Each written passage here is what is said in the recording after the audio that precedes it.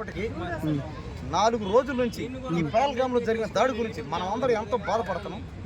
ఖచ్చితంగా ఇంకొక వారం రోజుల్లోగా ఎవరైతే దాడి చేశారో వాళ్ళందరూ ఖచ్చితంగా చంపదాం. ఖచ్చితంగా మన దేశంలో ఉన్న మానవ హక్కులు మనం కాపాడుకుందాం. ఖచ్చితంగా ఇంక నుంచి మనం అందరం కలిసిపోదాం. ఇంక నుంచి భారతదేశంలో కులం లేదు, మతం లేదు, అందరూ ఒకటే. ఇంకా భారతీయులు క్యాస్టే లేదు, అందరూ ఇండియన్సే అంతే. ఎవడైనా ఇంకొక వారం తర్వాత నేను మళ్ళీ వచ్చి మాట్లాడతా.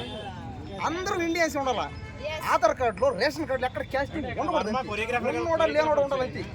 ఇంకొక వారం రోజులు అది వచ్చి మాట్లాడిన పోతూ ఎవడన్నాడు రమ్మను. ఏ ఆస్తులు పోతాయనా, ఏ నీ భూమి పోతాయనా, మీ అమ్మ మీరే నీకేం డబ్బులు ఇతేనా, ఇది ఎవడు మాట్లాడి ఏది బాధేడా దీని గురించి మాట్లాడాలా. ఆపేయి వద్దన్న. కాబట్టి కరెక్ట్గా ఇంకొక వారం రోజుల కల్లా ఉగ్రవాదుని చంపదాం. పాకిస్తాన్లో ఉన్న వాళ్ళని చంపదాం. ఉగ్రవాదం ఈ దేశంలో ఉన్న పాకిస్తాన్లో ఉగ్రవాదం లేకుండా చేద్దాం. అంత చేద్దాం, క్లియర్ చేద్దాం. కానీ ఇంకొక నెల రోజుల తర్వాతనే కనీసం Aadhaar card, ration card, cash ఇచ్చి అందరికి ఒకటే క్యాష్ పెట్టి అంతే. ఉన్నోడం కేనోడు జీ ఫస్ట్. దానివల్ల ఇప్పుడు ఈ దరిద్రం ఏంటంటే ఇదే. ఇప్పుడు అందరూ కలిసిమెలిసి ఉంటే ఓడి ఇక్కడ దేనికి వస్తాడు? ఓడికేం పని ఇక్కడ అసలు పూర్వం మేమంతా ఒకటే ఉంటే అయిపోన్నదా? ఇక్కడ జరిగే పరిణామం వల్లే కదా ఓడి నాకు వచ్చాడు.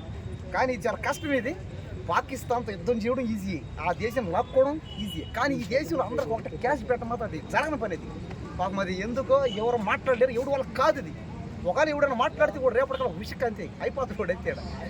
కాబట్టి ఇంకా ఆపేద్దాం, ఇంకా టైం లేదు. సరే కానీ జై బోలో భారత్ మాతాకి జై, జై బోలో భారత్ మాతాకి జై, జై బోలో భారత్ మాతాకి జై. నాలో ఉంది ఫైరు అసలు